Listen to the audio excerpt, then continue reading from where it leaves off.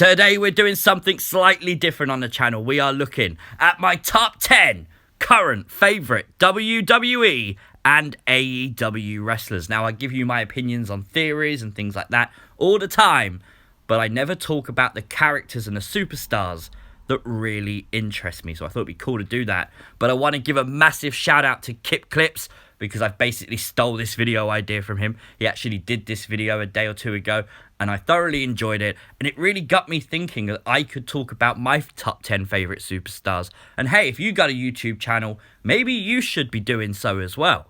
Fun to do. Now at number 10, it's the sassy Southern Belle, LACEY Evans. Now, this might be a strange one to a lot of you, but I really appreciate watching LACEY in the ring. I think her character work has been spot on, perfect. And right now, if Raw or SmackDown was on and she was meant to be on the show, the minute she came out, my eyes would be on the screen, because I know that her character will deliver something. Now, that might not be newsworthy, it might not be video worthy for YouTube's sake, but it is something that I would enjoy to watch. And that's something that I think that a lot of the women's division lacks. You get a lot of people and they're very bland, they're very basic, but they don't have a character. LACEY has a really cool, developed character. And I feel like it's a character that can work both as a heel and a babyface, and it's proven to do so with what she's done. So I'm adding her to this list at number 10. Now, the next one's really cool because it's number 9, and it's Jeff Hardy. I absolutely love that Jeff is back with WWE. Of course I do. I love to see Jeff on screen. I'm really interested now to see what happens next with Jeff. Jeff has obviously had a long career. But is there one more world title run? Maybe an Intercontinental Championship win? Could there be maybe next year's Royal Rumble? Could Jeff Hardy win that? And also the character of Jeff Hardy. We know now he's doing the Twist of Fury. Could there be other moves that he adds to his arsenal? It could work very well now Matt's in AEW. Seems very focused on being a solo star again. And I'm excited to see that. I'm excited to see what's next. I can't put him up higher. I want to, but I can't because he hasn't been back for long. So for that reason, he is still number 9. The fact he's getting his No More Words theme music back really has me interested. I can't wait to hear that on SmackDown whenever it's played next. So honestly, Jeff Hardy for me for number 9. Now number 8 from AEW, it's MJF. There's no denying one of the best heels in wrestling today, undoubtedly. He would be a lot higher if I felt like he was being booked more correctly. I kind of feel like the whole Cody thing just fizzled out into nothing. And that was a major story. And then this week on Dynamite just gone, it was really funny, but he was just sat ringside making bets. Why? He should be involved in such a major angle. And I feel like hopefully AEW do something with him, and therefore he'll climb that list even higher. But right now, he's not out of the top 10 for me at all. I honestly think his promo skills, I think his wrestling ability, I think everything about MJF is so spot on. Everything from the facial expressions, the way he comes to the ring, getting fans to kiss his ring, really well done. Number 7, it's Randy Orton. Now, Randy's always in and out of my top 10. Right now, he's quite high compared to where he normally would be. But it's because the whole Edge versus Randy Orton match at WrestleMania, I'm really excited for it. And of course, it's Edge's first solo match back. But Edge hasn't built that. Randy Orton has built that on the absence of Edge. Of course, hitting that concerto and then doing it to Matt. The heel work has been so good.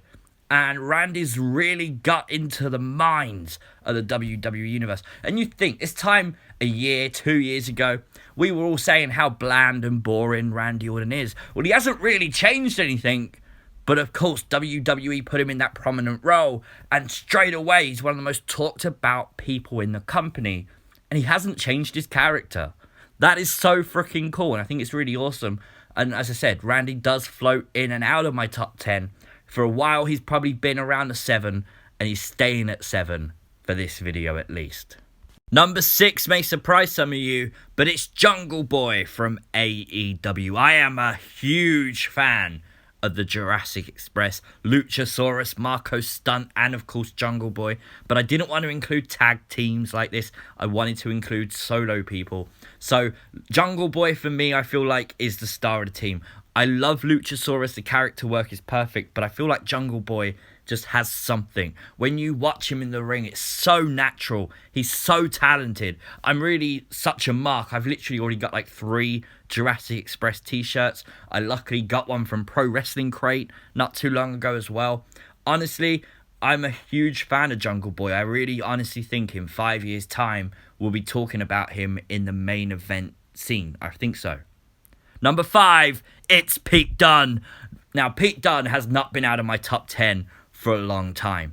Honestly, the whole rivalry with Tyler Bate really kickstarted that. And NXT UK introduced me to Pete Dunne. I had no idea at the time who Pete Dunne was. And him winning the United Kingdom Championship really was huge. Now he's on NXT. That's really cool. I love what he does with Matt Riddle. I really do want to see Pete Dunne on the main roster, if used right. The reason I love Pete Dunne is he's so different to whoever else you watch in the ring. He's such a methodical wrestler, like his snap your fingers. Something so simple, yet no one else does it. You don't see other people doing stuff that Pete Dunne does, and it makes it exciting. It makes it feel like you're seeing something you're not going to see anywhere else when you watch a Pete Dunne match. That's why I'm an absolute Pete Dunne mark. We're getting serious now with number 4. It's Chris Jericho. You talk about someone who can literally reinvent himself over and over and over. Of course, the very first AEW champion. I love Jericho. The whole work with the Inner Circle is perfect. Look at when Matt debuted on AEW. Jericho's facial expression told the entire story. I love Talk Is Jericho podcast. I literally listen to it all the time. I never miss an episode because I love Jericho's insight in the business, and it's just so cool to have a veteran like Jericho who can still go and still wants to perform at the high level and can do so. I honestly, Jericho, if this was Jericho like 10 years ago, probably not anywhere near my top 10. But this is a whole new Jericho in AEW, and I love it. Talking of AEW, number 3 is Matt Hardy. This will come to no surprise to anyone who watches my YouTube channel, but Matt's creative genius is outstanding. And you guys know my theories are wacky and they're out there. Of course I'm going to love Matt Hardy. Why wouldn't I? If you watch Free to Delete, everything meant something, and if you watch close enough and you go back and rewatch it, other things will jump out to you straight away. Honestly, the creative mind of Matt Hardy is just amazing, and I love watching it. I love watching him wrestle. He's, again, like Jeff, he's been on my screens for so long, I feel like I know him. I feel like Matt is an old timer who can still go, still perform, and still entertain, and I can't wait to see what he does next. Number 2, it's Liv Morgan. I'm a huge Liv Morgan fan. I think the channel again proves that. Anyone who talks to me knows that Liv is life. But of course, there's a reason behind my liking of Liv, and it's the character work. When she comes down to the ring, the facial expression tells the story. If she's angry, she's got that look, that stare, looking directly at her opponent, and that is all she's fixated on. If she's happy, she's skipping, she's laughing, and that's what I love. Someone when you can look at them and know what they're thinking. I hate that Ricochet will come to the ring and someone like Ricochet will do his entrance and everything else and then be angry. Well, why the hell are you doing all this weird flipping if you're mad? Just walk to the ring with a purpose, with a serious face. It just makes sense. Of course, Liv's promo ability is spot on. Her in-ring work lately has been amazing as well. Some of the moves she's pulling off is incredible, and something else you don't see in the women's division. So I do appreciate that as well. Of course, the time she takes out for her fans on social media You just can't go wrong. And I honestly think Liv should be used better by the WWE.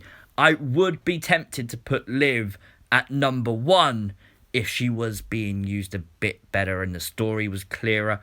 I do feel like I would happily do that. But number 1, again, no surprise of anyone, it's the Fiend, Bray Wyatt. Honestly, wrestling to me has always been a passion. And it's something that, being in the UK, is on at 1 o'clock in the morning. I would go to sleep, wake up the next day and watch it. And then the Firefly Funhouse started. And I couldn't do that. I had to watch the show every single night, every single week, live. It changed my YouTube channel. It inspired me to make theory videos. Without the Firefly Funhouse, without Bray Wyatt, I would never have done any of that. And the fact that I've made those videos, I've had interaction with Bray Wyatt. Bray Wyatt follows me on Twitter. Same with Liv Morgan and Matt Hardy. And that's incredible. Absolutely incredible. But it all spawns from the Fiend, from Bray Wyatt and the Firefly Funhouse. I feel like he's so entertaining. The in-ring work is fine. He tells a story. Whether he's being beaten up or he's beating someone up, the story is being told. And I love that. I genuinely, really love that. I feel like it's the best thing in wrestling right now, 100%. I feel like it could be rivaled by Matt Hardy in AEW. I feel like it could be. Obviously, we haven't seen that yet, so I can't judge that. But The Fiend, I owe Bray Wyatt so much. The whole character, the funhouse. So, for me, number 1, and it has been for over about a year now, it's The Fiend. So they are my top 10 picks of top wrestlers from AEW and the WWE. This turned into quite a long video, but I really wanted to, I thought it'd be cool to actually talk about the superstars that do interest me. So I'd love to know what you guys think. Who are your favourite wrestlers? Let me know in the comment section down below. They can be from AEW, from WWE, New Japan, Impact, Ring of Honor. Doesn't matter. Let me know in the comment section down below. Like the video. It really is appreciated. It helps it rank up on YouTube and makes a few other extra people find it. Of course, subscribe to the channel if you are new.